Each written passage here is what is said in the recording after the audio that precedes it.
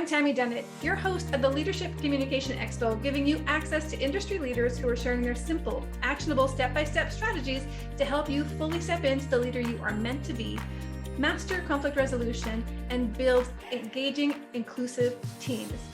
With me here today, I have Omar L. Harris. He is the founder and managing partner of Intent Consulting. Omar is a former pharmaceutical general manager, motivational speaker, and best-selling author with over 20 years experience building high-performance organizations in 4 continents.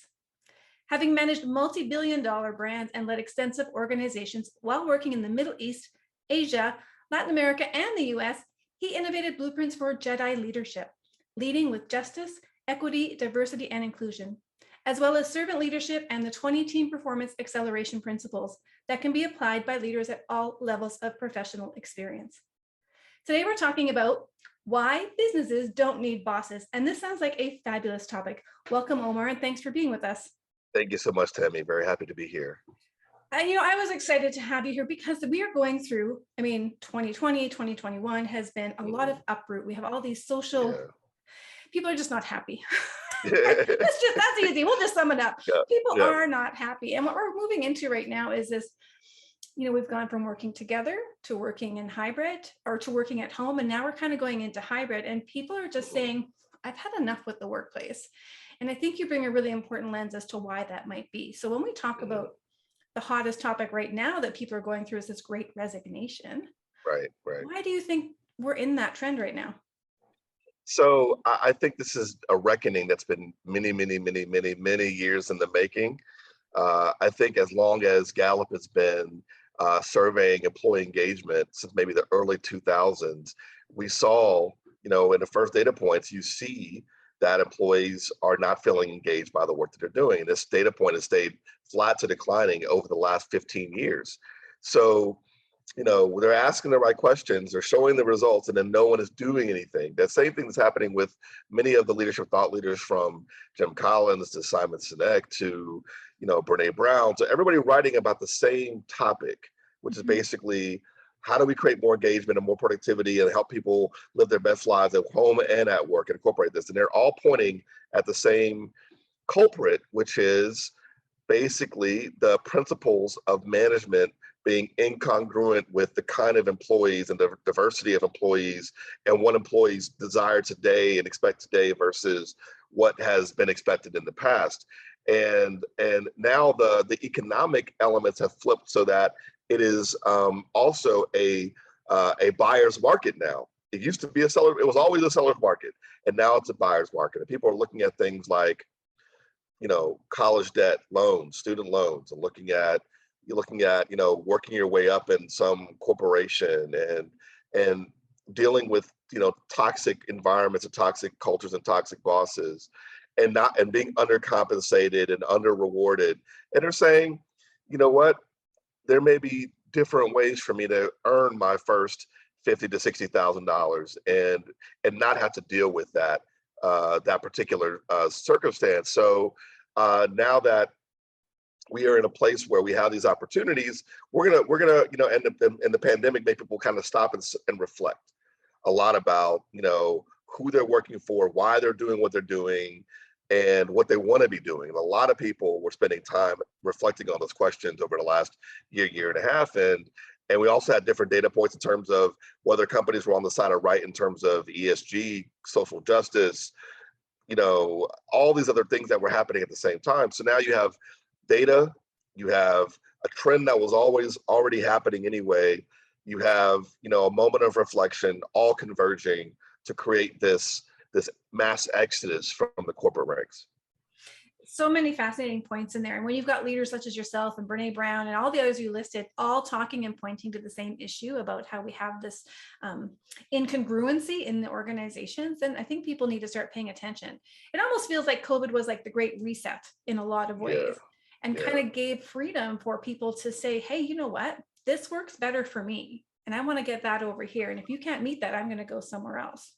Yeah, think about so many people who are commuting and dealing with bad commutes, and dealt with it for years. They just didn't even worry about it. And then all of a sudden, you don't have to commute anymore. You get these 2 to 3 hours of your life back. and you're like, what am I doing with my life? What does it all mean? What is it all for? And also you can't underestimate the fact that almost 700,000 Americans have died from COVID, and people, I think everybody knows someone or is a 2 or 3 degrees away from people who have suffered significant losses due to this. And so loss also deals with leads to reflection, which is, you're seeing people literally lose their lives, Mm-hmm.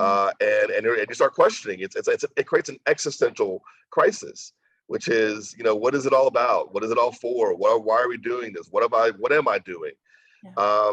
And there's more information about how to have a side hustle or how to do this and do that available than ever before. It's at your fingertips. If you watch TikTok for 20 minutes, you'll see videos of people telling you how you can be making $10,000 a month doing this or that on Instagram or on TikTok or on YouTube.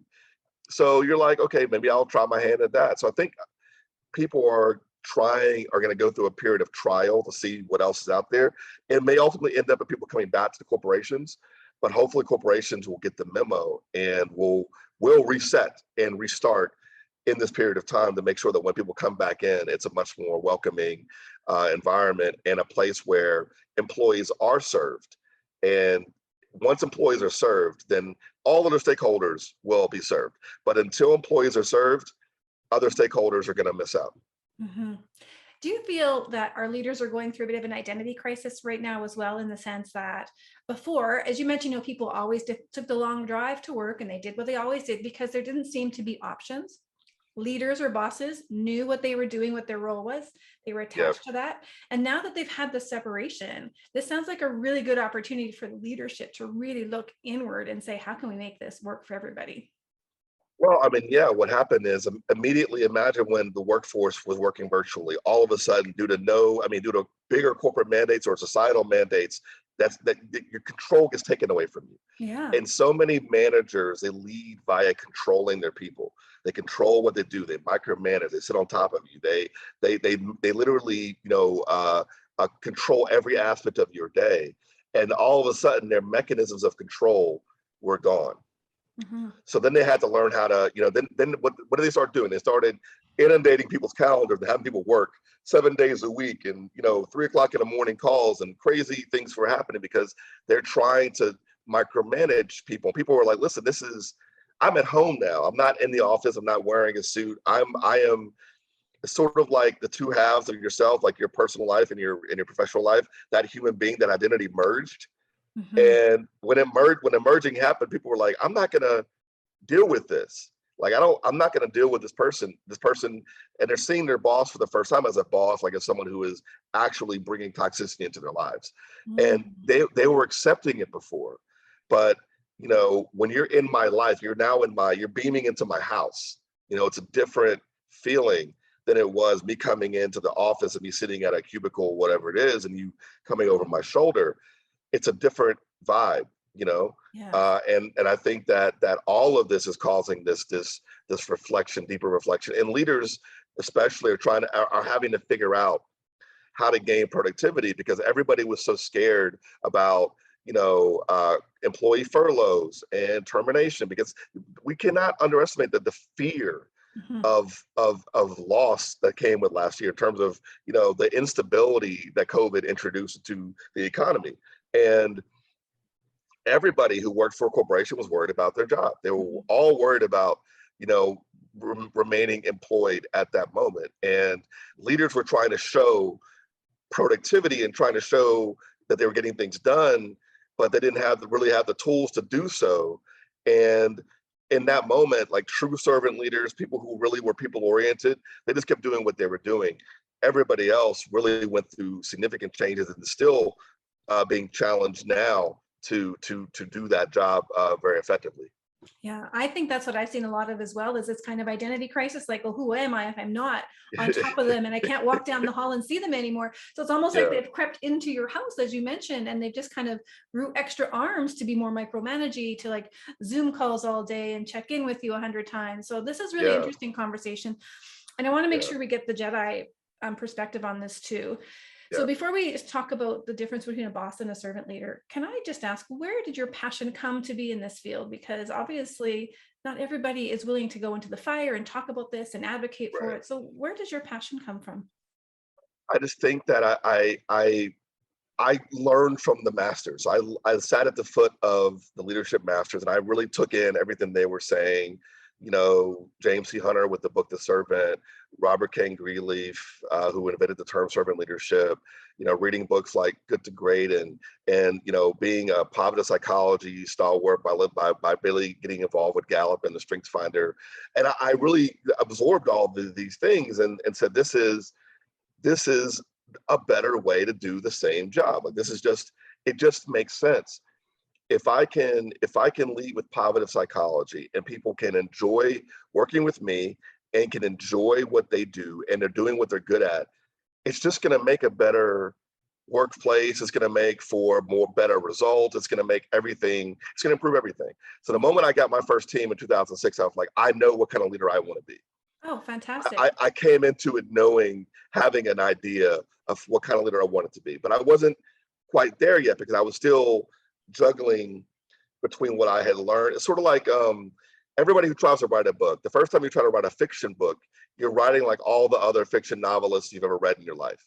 So Right. you don't have your own style yet. You don't have your own voice yet. So I didn't have my own voice in 2006. I was trying stuff out, trying to figure out my style, but by the time, you know, I had graduated from that first leadership position in 2008, I knew what kind of leader I wanted to be, what I was going to be about, how I was going to achieve results, and also that there were not a lot of people doing it the way that I was doing it, and also who looked like me. So I was like, well, this is an opportunity to show that there's a better way, a better path to achieving results.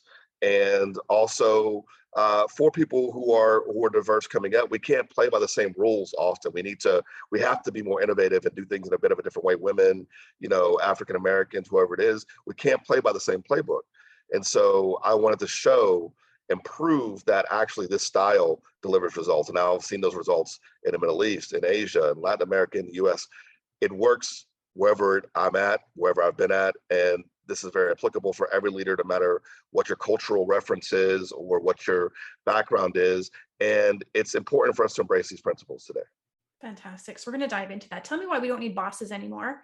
And then we'll dive into servant leadership. Well, first of all, you have to think about how work gets done today. Work is increasingly done via teams and collaboration, right? So when you're talking about teams and collaboration, you're talking about pretty much an orchestra. You have a group of people coming together who are masters of what they're supposed to do, their instrument. And so you don't need someone coming to you and saying, play your trumpet, play the violin, no, you need a conductor.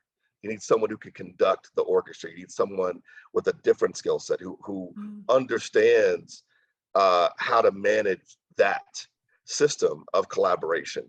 And unfortunately, managers don't really get a lot of training or development. You get thrust into a job and to sink or swim. If you do well as a manager, you can move up and keep moving up. But you're not really trained. You're not really given skills and tools in a toolbox. You develop them through trial and error. And for me, it doesn't make any sense. For jobs that are so important, frontline managers have the toughest job in any organization. They're ill-equipped to do the job. They're not given the tools to do that job. So they become bosses out of default because they don't have any other tools but to try to command and control their way to success, because that's all they know, that's all they've seen.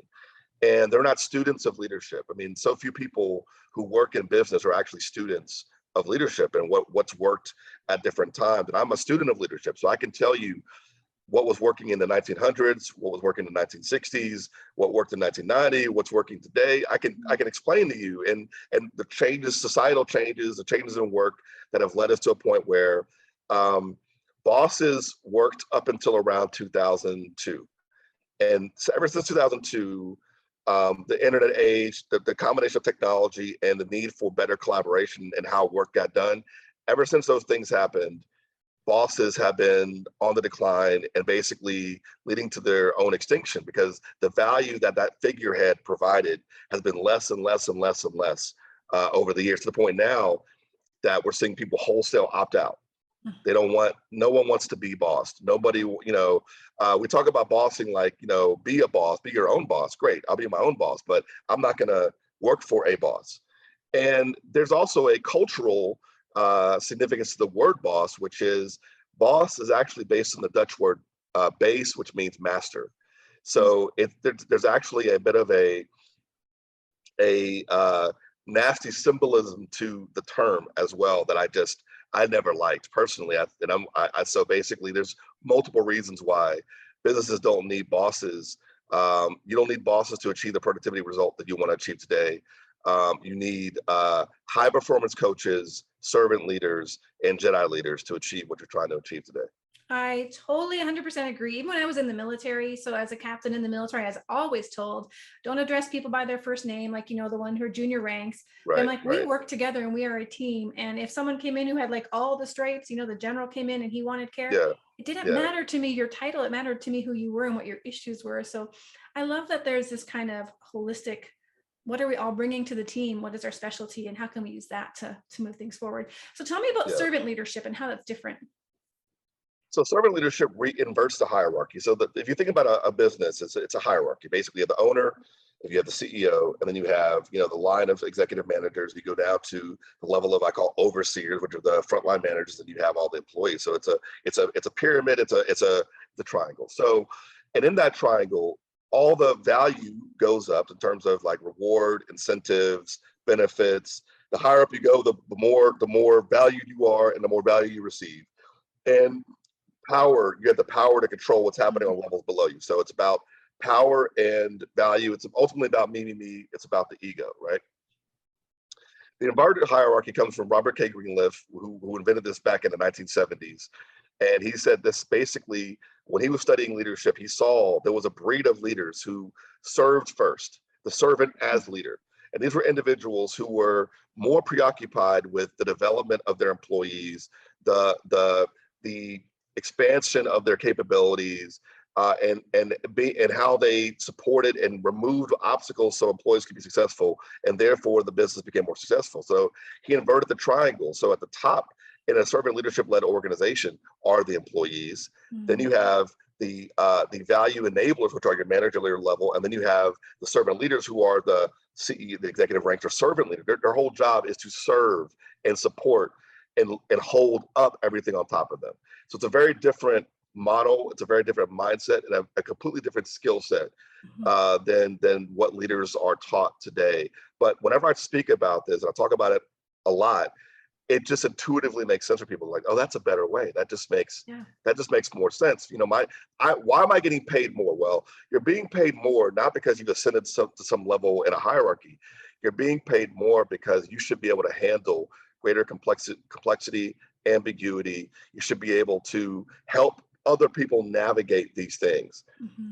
That's why you're being paid more. You're not being paid more because you're any better than anybody else. The more money or monetary value you receive in a servant leader-led organization, the more you are required to serve and support everyone around you. The responsibility grows immensely. What happens today is that the higher up you go, the more you're kicking your shoes off. You're kind of hanging out, going to fancy dinners and boondoggle trips around the world, and golf games, and it's a different. Life gets easier for those who have the best skill set. It shouldn't be that way, and so I think that it just intuitively makes sense for people, and it also aligns very well with this mode of stakeholder capitalism, which is something that the world is trying to move to, away from just providing profits for shareholders and towards businesses being a forces for good in the world, forces where we can actually add value to employees, customers, communities, the environment, and shareholders. Yeah, just drawing again on the military as you were talking there, and I was just kind of reflecting, it's always like the troops eat first kind of thing, right? So you make sure they're taken care of, so then you get what's left, and then it's so fascinating. I just want to share the story because it kind of populated in my mind as you were talking about that. And I think it's a funny story. So in the military, we often did physical fitness as our, platoon. And when it was your turn to be leader, they wanted you at the front of the pack. And I was often at the back every other day, helping the girls who couldn't keep up. And I would run and walk with them and encourage them. So the day that it was my turn to be the team lead, the sergeant, he just ran us for 7 kilometers, I think it was. And at the end, he goes, well, I didn't think you could do that. Why are you always at the back? And I just said, sometimes you don't have to be at the front to lead. Like, you don't have to Right. be at the front to lead. You were leading in your role. Like I was, yeah. it's not about where you're sitting, it's about what you're doing. Yeah. Leadership is an act, not a title. Yeah. And so it just was so fascinating for him. Like, he didn't think I could do the job because of where I was leading from. And I was actually helping the capacity of those not feel left behind, not feel excluded. Right. Because, Right. you always have to come back and pick up the stragglers, and you're always coming back and running past them again. And it just does nothing for their ego. But No, no. all right, short story, sidetrack. It just That's a was, great story. I love that story. It's fan thank you. that's a great example. It's a great Yeah. example. So now, how is servant different than Jedi, or are they blended? What's Jedi So, leadership? so servant leadership is what I call like the detox that business needs to go through to get to Jedi leadership. Jedi leadership is aspirational. I've described this. I had a podcast interview with a gentleman a few weeks ago, and he was like, "Omar, this is impossible. It's an impossible standard." And I said, "Listen, it's aspirational. Everything we need to be aspirational in leadership, because what is leadership? Leadership is about positively impacting the world, and so we have to aspire to be our best self. That's what also Maslow talked about in the hierarchy of needs. We have to get to a point where we can be altruistic and self-actualized, which means giving back. So it's not going to be easy. It's not easy to accomplish those things. It's going to be difficult by design. But servant leadership basically is when you begin to reorient yourself towards one stakeholder, which is the people who add the most value to customers, which is the employee. Jedi leadership is saying, okay, we're going to make sure that we have righted all the injustices, we've eradicated injustices, eliminated inequities, expanded diversity and enhanced inclusion for employees, so that now we can impact not only customers, but environment, community, and other stakeholders in the whole value chain. So that now actually our business, the active business, is doing more for everybody that's connected to this to us. And that's the goal that should be the aspirational goal of leadership today.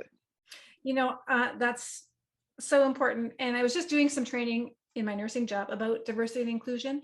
And I didn't know this, but when they first made the hand sanitizers, those automatic ones, Mm-hmm. I don't know if you know, maybe you know, it's kind of got a smile on your face. It was all Caucasian men who created it and developed it and tested it. And then when the first non-Caucasian hand went underneath it, it wouldn't dispense.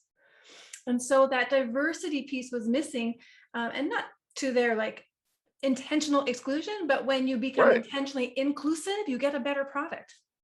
It's the same thing as what we're seeing with facial recognition technology today, that because of who was designing it, it didn't recognize brown skin. Oh, So diversity matters from the very beginning of an idea, from the inception of the idea. Inclusion and diversity will make anything better. It will make it better. Having that productive conflict, having these different viewpoints around the table always makes the outcome better, because what we're trying to do ultimately is improve the quality of decision making. And I talk about this a lot. I have full lectures on this, which is like, people think that decision making is about good and bad or right and wrong. Right or wrong will be determined by time. Right? You have no control over whether a decision you make today is right or wrong. You'll find out later, but you don't know in the moment. When you make a decision, you don't know if it's right or wrong, but you do determine whether a decision is good or bad. And good decision making is about taking stock of all the available facts. It's about getting different viewpoints on the same topic. It's about debating, and then it's about deciding what you're going to do, and also having contingency planning. That's good decision making. Whether the outcome becomes right or wrong is irrelevant. That's how you make a good decision. right. And you make a bad decision whenever you ignore any of these steps, whenever you go with your gut over anything else, whether you don't talk to people, whether you don't have diversity around the table, whether you don't debate because you command and control. So the fundamental model of leadership today is leading to more bad decision making than good, because of the who's making the decision, right? And how the decisions are being made. So, and we get paid as senior executives to make good decisions, not right decisions, good decisions. Yeah. And so if we want to make good decisions, if we want to drive greater value for the organization, we should be embracing the data that suggests that diverse employees lead to more innovation, which leads to more productivity, which leads to more better results. I saw a summary report I posted on LinkedIn yesterday, this new analysis that shows that happier employees. For the companies that reported happier employees literally have much higher share stock results than companies that don't. This empirical data, if you look at it from any angle, the moral angle, the analytical angle, the share price angle, it's all saying the same things. I don't understand, why people are having such difficulty making this transition. It's only because they're stuck in the old modes of this is about me. I look at what I have achieved. Look at how many bodies I've stepped over to get to where I'm at. I'm not willing to give this up. Yeah. I often And say it that's a sometimes problem. takes a generation to make a big significant change, like the Yeah, first person yeah, to see that there's a problem, they're often the outliers and people are a little bit tentative to make that decision and jump on board with them. But the more yeah, people do this, the faster the ball will roll.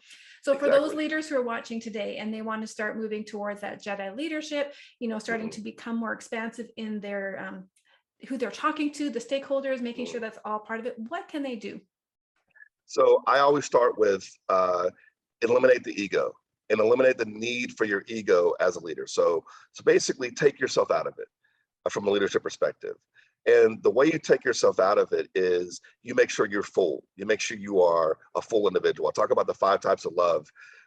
And this is really where you are a healthy individual. You have interests that you pursue. You have purpose. You have a team and people who support you. And financially, you're doing okay. When you are full as an individual, you don't need the ego boost that comes from leadership.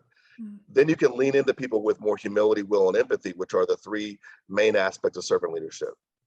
And then once you get that right, you can begin saying, okay, well, how can my leadership style allow me to tackle broader societal issues? How can we improve the environment?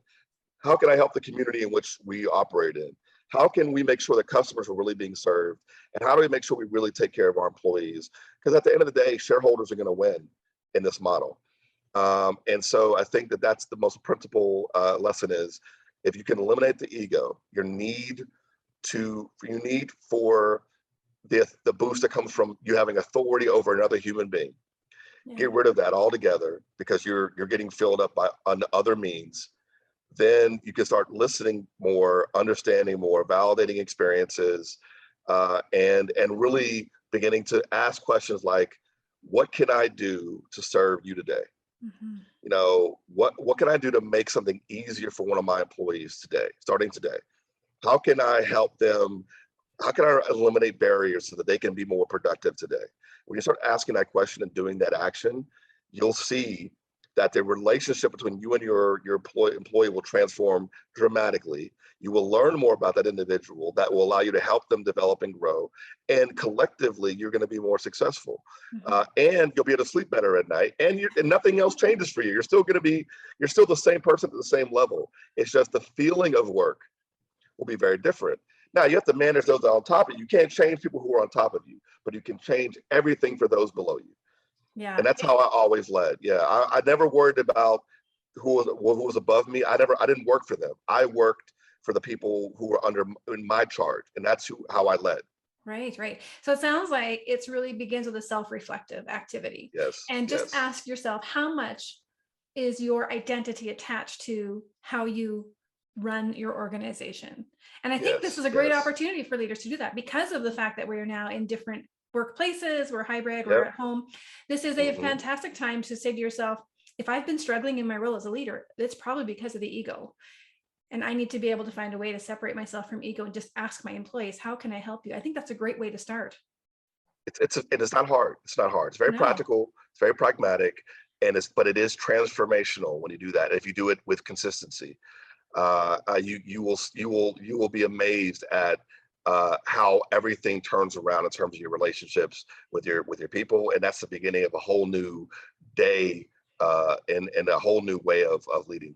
Well, and it sounds like it really enhances the employee experience because now they feel heard and valued and trusted and respected. And aren't those some of the core things that employees want? Like that's what keeps them in an organization. Yes. They feel seen. If you're a Gen Zer today coming into the workforce, right? You are going to be invisible for 5 years. Why would I sign up for purposeful invisibility? And I'm saddled by student loans. Why would I sign up for that? I mean, I've heard from my millennial, stakeholders what they said it's like, and I know what the Gen Xers say. So why would I sign up for the same? Something has to give, something has to change. Mhm. And Yeah. it's managers who have to change. If managers change, then this whole thing opens up. Yeah, and I would add that if you're the manager and you just start asking these questions of how can I help you today? What do you need from me? You Mhm. will do less work because they will tell you. You don't have to go looking for it and reading in a book and Googling on the internet. They will literally tell you what they need from you. And that's all you have to do is Yeah, serve it. exactly, Less exactly. work. It's much more straightforward. Yeah. When you know what your job is, when you're trying to anticipate the whims of somebody who makes more money than you, your job is it's very impossible to anticipate the attitudes and whims of somebody who is mercurial and having issues in their life, like who was some senior executive. I don't want to live that way. No. Much rather serve and support people and see more tangible results and get that, that endorphin boost from actually getting things done on a Mhm. daily basis and trying to worry about whether this week's gonna be run to the right, run to the left, the Yeah. strategy changes, whatever it is. I'd rather focus on what I can control. And Stephen Covey said that in back in 1996. He said, highly effective people focus on what they control and they let go of things they can't influence or are worried about. And Yes. your boss is something you can't control. Yes. So stop trying. Stop trying to show up and be impressive to these individuals. Like, do your job. Your job is to serve and support those Mhm. below you. Mhm. Well, it's exciting, and the possibilities in my mind are like already going broader in terms of how much these managers can impact the workplace by simply just turning their focus outward instead of inward. Yeah. So let's talk about how people can stay connected with you because you've got a download called the Leaderboard, the DNA of High Performance Teams. Tell us about that. Yeah, so this is the first leadership book that I published back in 2019. It is, something that I'm very proud of. In this book, what I attempted to do with Leaderboard was take all the leadership lessons that I had learned that I wanted to incorporate into my style, put it into a narrative. So there's a fictional novel about a real business situation in the first half of the book where you're going to see all these leadership lessons peppered throughout. And then there's a discussion section at the end of the book.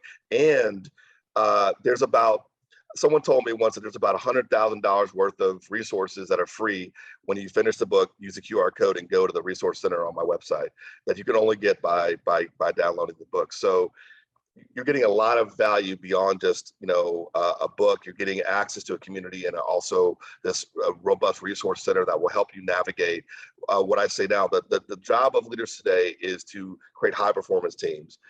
If you're going to create a high performance team, you have to navigate the phases of group formation, which are forming, storming, norming, and performing. It's Mhm. inevitable. It's going to happen. It's scientific. So how do you do that? And I give you all the keys to do that in the 20 team performance acceleration principles that are in the book. That's fantastic. I think it's really going to support the managers who are really just starting to look at this servant leadership, Jedi leadership at a new perspective, in Yeah. particular for those who are struggling. And I think there's a lot because, as you said, we don't have good role models in these areas.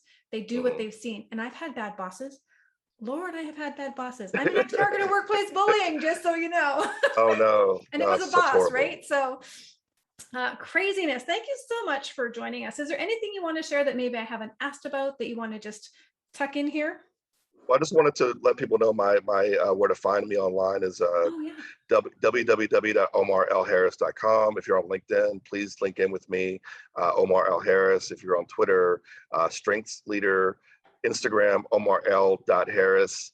And let's just basically stay connected. I mean, it's a hard transition to make, but if your heart is in the right place, if you want to lead in a different way, it's not impossible for you to make that transition and to let go of those old habits and become a better leader, better human, and better and overall better force for good in the world. And so I ask you, hopefully you're watching this, you don't just like forget about it as soon as the viewing is over, and you actually are going to do one thing after this call, after this podcast. And the one thing that I would ask for you to do is just check in with your ego and ask yourself the question, why am I making this job about me? Just Brilliant. reflect on that question. Why am I making this job about me? And write down the answer, and then try to fill in that answer in different ways other than the self you bring to work every day as a manager. Thank you so much for that. We could have, I mean, we could talk for hours and dive into each of these pillars, but I know they're going to get so much more from connecting with you through that resource as well and staying connected Yes. with you on social media. So it's been an absolute pleasure having you here with us. Thank you, Tammy. It's been great. It's been wonderful. Good luck with the rest of the summit as well, and everything else you're doing. Awesome. Thank you.